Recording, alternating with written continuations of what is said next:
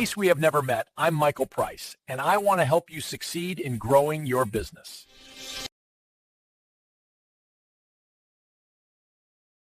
Welcome. I'm Michael Price, your host. And I'm Nancy, your co-host. It is May 11th. Today's episode is earth-shaking. Absolutely. It could be the end of some contract preferences. So, what if I told you that a multi-billion-dollar federal marketplace is basically being completely rewritten right now? Okay, color me intrigued. Yeah, and it's being rewritten by a proposed law that, pretty much every legal and political analyst agrees is actually going to fail. Yeah, it sounds like a glitch in the matrix, honestly, because, we're taught that the legislative process is this clean sequence. A bill gets proposed, it gets debated, voted on, and then, well, if the president signs it, the rules of the game change. Right, and if it dies in committee, the paper just goes into the shredder, right? And the business world just keeps spinning on its usual axis.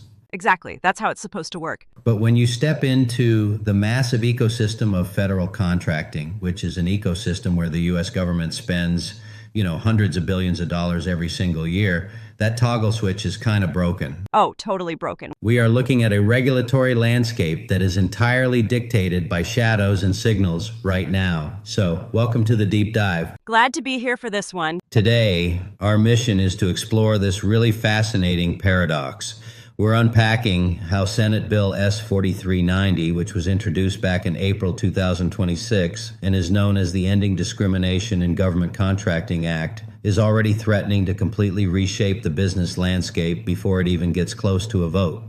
Yeah, and just to set the stage for you listening right now, we are looking strictly at the market mechanics today. This proposed legislation, it touches on heavily debated, politically charged issues regarding race and sex-based contracting preferences. Yeah, very much so. So our goal here isn't to weigh in on those politics at all or take any sides. We're simply unpacking the structural business impacts that are detailed in our stack of legal and government contracting analyses of this bill. Exactly. We're just looking at the blueprints here. So let's start with the sheer scope of what this bill actually proposes, because it's essentially trying to pull the plug on two massive pillars of federal procurement. Right, the 8 and WOSB programs. Yeah. It seeks to completely delete the statutory foundations of the Small Business Administration's 8, a business development program, and the Women-Owned Small Business, or WOSB, federal contract program. Which, that requires a quick level set on what those programs actually do. The 8, a program isn't just some sign-up sheet, Right, it's pretty intense. Yeah. To qualify, a business owner has to prove they are socially and economically disadvantaged. There are these strict personal net worth caps, usually under $850,000, and some really rigorous vetting. And in exchange for jumping through all those hoops, the federal government sets specific contracting goals to basically ensure these businesses get a slice of the federal pie. Right, exactly. And the WOSB program operates on a really similar goal-setting premise, just for women-owned firms and industries where they've been historically underrepresented. Okay, so if S.4390 passes, those specific preferences and goals are just dismantled. But this brings us to the central mystery of our deep dive today. The legal insights we're looking at explicitly state this bill is highly unlikely to become law. It just doesn't have the numbers. Right, it's essentially dead on arrival in terms of actually passing. Yet, in the very next breath, these same analysts are warning businesses to brace for a seismic shift anyway. And that's what I want to dig into. Wait, if a law doesn't pass, how can it actually change market behavior? That is the million-dollar question. Or, well, multi-billion-dollar question in this case. Right, because if I propose a new rule in my house, we're eating ice cream for breakfast and my family votes it down, we just go back to eating oatmeal. Why isn't this just business as usual for the government until ink actually hits paper?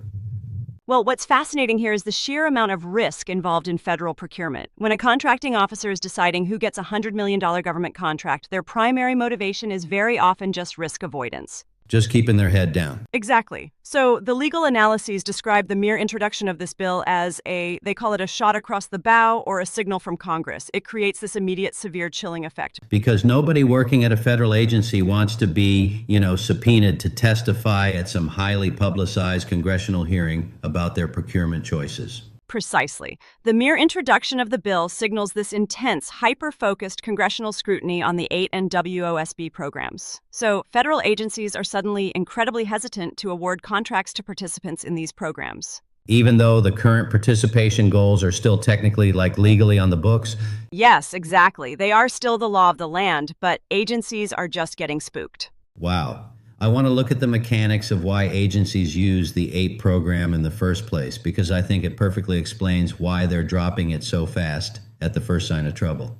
Oh, absolutely. The analyses focus heavily on something called 8 Sole Source Award Authority. Right? And think of that authority like the ultimate fast pass at a crowded amusement park. It is an incredibly powerful tool. Normally, when the government wants to buy something, say a massive IT infrastructure upgrade, they have to use a full and open competitive bidding process. And that process is brutal. Oh, it's a marathon. It can take 18 months easily. You have to issue a request for information, then a formal request for a proposal. You have to endure endless Q&A periods with vendors. Sounds exhausting. It is. You have to convene evaluation boards, score dozens of complex proposals, and then after you finally pick a winner, you almost inevitably have to defend that choice against legal protests from the companies that lost.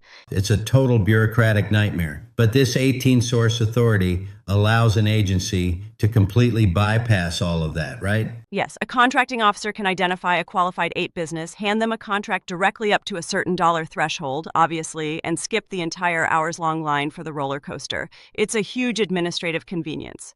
But the logic of that convenience flips the moment this bill is introduced. That's the kicker. If using that fast pass suddenly puts a giant political target on the contracting officer's back, it ceases to be convenient. It becomes a major liability. Right? The perceived risk of being in the legislative crosshairs vastly outweighs the administrative ease of skipping the line. Exactly. So the contracting officer just sighs, abandons the fast pass, and defaults back to the long, grueling, full, and open competitive bidding process, just to be safe. Which is wild. And that behavioral shift has profound real-world consequences for these companies. Small businesses that rely on those sole source awards for their revenue projections are suddenly left out in the cold. Yeah, instead of getting to work in 30 days, they're waiting a year and a half for a competitive contract to be awarded, if they even win it. And this hesitation is accelerating a trend too, isn't it? It is. The analyses point out there was already a general decline in APE participation alongside years of heightened scrutiny. The system was already under immense pressure. This proposed bill basically acts as the catalyst that breaks the dam. It's just wild that the threat of the law does the actual heavy lifting of the law. It's the chilling effect in action. And if a federal contracting officer decides to abandon these programs to save their own skin, that decision doesn't just stay in their Washington cubicle. It instantly flows downhill to the private sector. Oh, big time. Specifically, it hits the massive prime contractors who actually execute the work. Right? This is where we see the ripple effect S.4390 would mandate if it actually takes hold. You have to look at what the text of the bill demands of prime contractors, these huge aerospace, defense, and technology companies that manage sprawling webs of thousands of subcontractors. Yeah, the bill aggressively strips out nearly every single reference to socially and economically disadvantaged individuals and small business concerns owned and controlled by women from the Small Business Act and the Federal Acquisition Regulation, which is the FAR. Okay, let's unpack this. That sounds like an unbelievable operational burden. It's like a developer being told to pull the concrete foundation out from under a 90-story skyscraper while the office workers are still sitting at their desks. That is a perfect analogy. Because these prime contractors have massive legacy corporate systems built entirely around tracking these exact diversity metrics, and now they have to physically rip them out while keeping the business running. Right, the skyscraper analogy gets right to the heart of it because the foundation is both legal and digital. If this framework goes into effect, prime contractors must execute a highly disruptive series of steps. First, they have to completely rewrite their subcontracting plans. Because under current law, if a prime wins a massive federal contract, the government legally forces them to allocate a specific percentage of the subcontracting work to 8 and women-owned businesses. Yeah, they are legally obligated to hit those exact numbers. Under this bill, they would have to completely restructure those legal frameworks, entirely removing the disadvantaged and women-owned categories from their internal goal setting. Which is a massive policy shift. Huge. But rewriting the policy is only the first step. The second phase is a massive digital and compliance overhaul. Basically, they have to call IT. They have to call IT, they have to call legal, they have to retrain all their compliance officers. Contractors would need to physically restructure their massive ERP systems, their enterprise software from SAP or Oracle, to delete all fields, all tracking dashboards, and all metrics related to these specific categories. I mean, think about the cost of that. A company spends 2 decades building software to track vendor demographics down to the decimal point to ensure they don't get fined by the federal government. And suddenly the federal government says, if you even track this data, you are in violation. It's whiplash, which brings us to the third and perhaps most culturally significant hurdle: a total shift in how subcontractors are evaluated in the first place. What do you mean? Well, the bill doesn't just stop at quotas. It includes a sweeping blanket prohibition stating that agencies cannot require or even encourage prime contractors to consider the race, ethnicity, or sex of a business owner. Wait, they can't even encourage it? Nope. That forces a fundamental rewiring of how procurement teams talk to each other. They have to change the language in their open, requests for proposals, alter how they conduct vendor outreach, and completely blind their evaluation processes. That is going to cause so much friction in the procurement offices. Oh, absolutely. Now, looking strictly at the mechanics of the market, the analyses do note one long-term silver lining for these prime contractors. Let me guess. Less paperwork down the road. Exactly. Eventually, yes. The reporting burden is significantly reduced because federal agencies would no longer be tracking contracts awarded to WOSBs or 8 participants. The downstream reporting requirements for prime contractors get trimmed. So fewer boxes to check? Right. There are simply fewer categories to report on. But the immediate transition is still a nightmare. You have to tear down the entire digital infrastructure just to build a simpler one. And this brings up a really fascinating dynamic. But where does the money go? Exactly.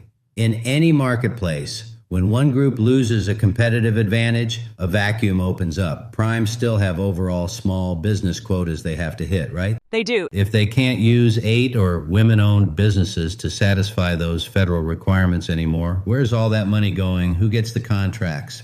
To find the new winners, we have to look at the categories that actually survive S.4390, because the bill does not eliminate all small business preferences. Okay, so who makes the cut? It leaves a very specific group of survivors under the federal goal-setting framework. You've got general small business concerns, service-disabled veteran-owned businesses, and HUBZone businesses.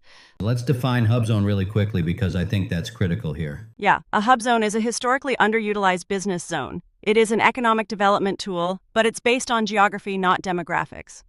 So to qualify, your principal office must be located in a specifically designated low-income area, like certain rural counties or specific urban neighborhoods, and at least 35% of your employees have to actually live in a HUBZone. Okay, so if I'm a prime contractor and I suddenly can't count my 8 or WOSB partners toward my specialized small business goals, my pool of eligible vendors just shrank dramatically. Very dramatically. Here's where it gets really interesting. Does this mean a HUBZone or a veteran-owned business suddenly gets a much bigger slice of the federal pie without even changing a single thing about their own business model? That is exactly the market reality the analysts are forecasting. If we connect this to the bigger picture by stripping away the massive competitive advantages previously held by the 8 and WOSB programs, the remaining categories face significantly reduced competition. Wow, so they just win by default. Basically, a veteran-owned firm or a HUBZone business becomes relatively more advantaged. They consolidate power simply by being the primary remaining specialized categories in the federal marketplace. It's like running a marathon where half of the elite runners are suddenly disqualified right before the starting gun.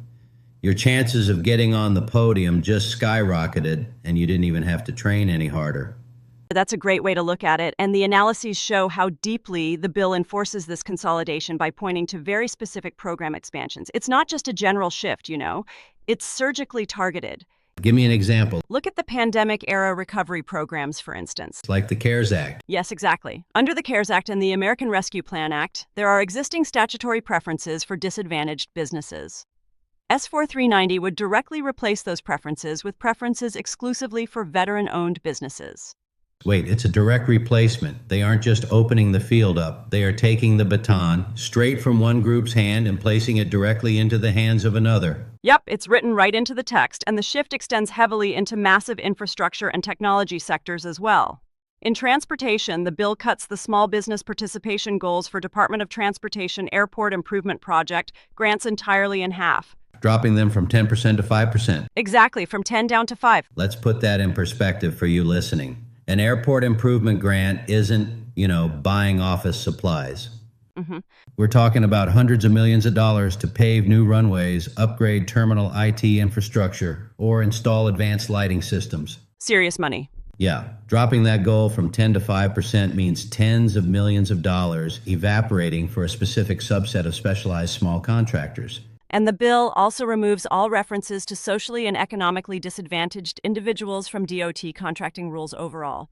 Which just wipes the slate clean for the survivors. Right? And the space sector faces a similar rewrite. Uh-huh. The proposed legislation explicitly repeals NASA's disadvantage contracting goals under Section 3304 of Title 51. They are literally going line by line through the United States Code. I mean, imagine you're the CEO of a small aerospace supplier. Okay. You spent a decade building up a highly specialized 8P2, a firm specifically to manufacture heat shield components for NASA. You built your entire business model, your facility investments, and your hiring plans around that statutory foundation. And suddenly the foundation vanishes. Right. Meanwhile, your competitor down the street, who happens to be a veteran-owned business, slides right into that preferred status here for the exact same heat shield contracts. That is a seismic shift in how capital flows through the industrial base. It completely reroutes billions of dollars, and, we really must return to the paradox that kicked off this entire deep dive. The fact that it's probably not going to pass. Exactly. The legal experts detailing these massive shifts, the IT overhauls for prime contractors, the consolidation of advantage for HUBZones and veterans. These are the very same experts explicitly stating that this bill is highly unlikely to pass the Senate. It's just wild. So, what does this all mean for you listening right now? Whether you are a small business owner trying to break into federal contracting, or an executive at a prime defense contractor managing thousands of vendors, or just someone fascinated by the mechanics of the modern economy, the lesson here is profound. Absolutely. In today's regulatory environment, you cannot afford to just read the laws that have been signed by the president. You have to watch the signals. You have to monitor the legislative climate. Because as we've seen with S.4390, the mere threat of legislation, the simple act of introducing a bill, can trigger a chilling effect powerful enough to redraw the map of a multi-billion-dollar market.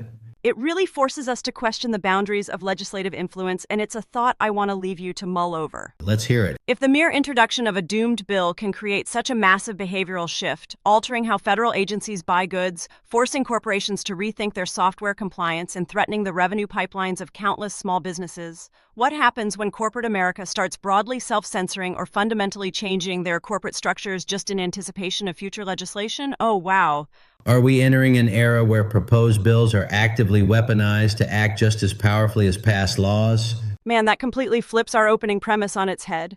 It turns out it's not just about whether the ink actually dries on the paper. It's about how the shadow of the pen changes the behavior of everyone in the room before the document is even signed. Well said. Keep digging into the dynamics and the unwritten rules of your own industries. Watch those legislative signals closely, and we will catch you on the next deep dive. If you found this video helpful, please consider donating to helpallvets.org.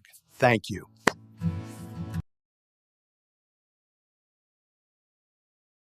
A special thank you to MarketUS.com for furnishing us this information. You can reach them at MarketUS.com or call them at 954-636-3232. Before we go, this deep dive was created by the MarketUS.com team. Let us know your thoughts in the comments below. It's right below the subscribe link.